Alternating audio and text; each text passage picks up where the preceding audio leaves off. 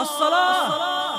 اسمع يا أخي الغالي، إذا خسرت أموالك استعن بالصلاة، إذا مات الولد استعن بالصلاة، إذا صار بينك وبين زوجتك خلاف استعن بالصلاة، إذا ما وجدت وظيفة استعن بالصلاة، إذا نزلت بك مصيبة استعن بالصلاة، إذا ما استطعت أن تفهم آية في القرآن استعن بالصلاة، إذا ما تذكرت حديث قد جاء في حياتك استعن بالصلاة، إذا لم تجد بيئة صالحة استعن بالصلاة، إذا وجدت في قلبك ضيقة استعن بالصلاة، إذا نفر الناس منك استعن بالصلاة، إذا جفت أعينك من الدموع الخاشعة استعن بالصلاة، إذا آذاك الناس استعن بالصلاة.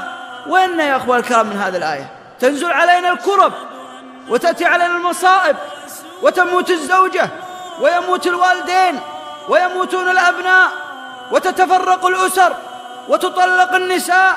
من منا يقبل على المسجد ساجدا راكعا لله وهو يستشعر استعينوا بالصبر والصلاة؟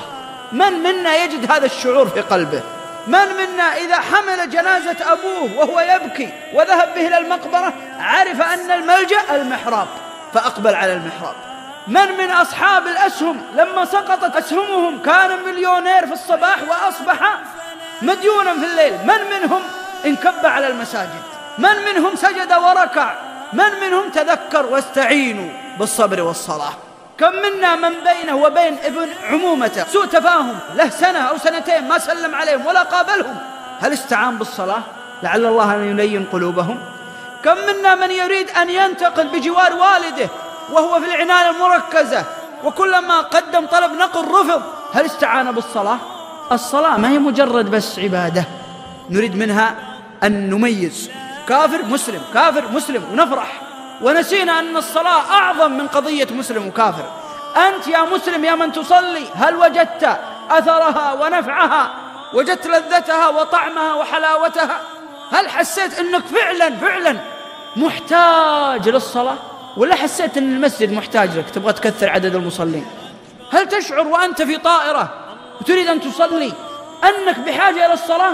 تجد عندك حاجة ملحة ودموع تخرج من قلبك ليس من عينك، وتقول في نفسك أبي لو سجدة، أبي لو ركعة، بس أبغى أوقف أمام الله عز وجل. يبحث عن الصلاة، يبكي للصلاة، يحزن إذا أغلق المسجد، يعلم أن الفرج كله عندما يضع جبهته في التراب أمام الله جل وعلا.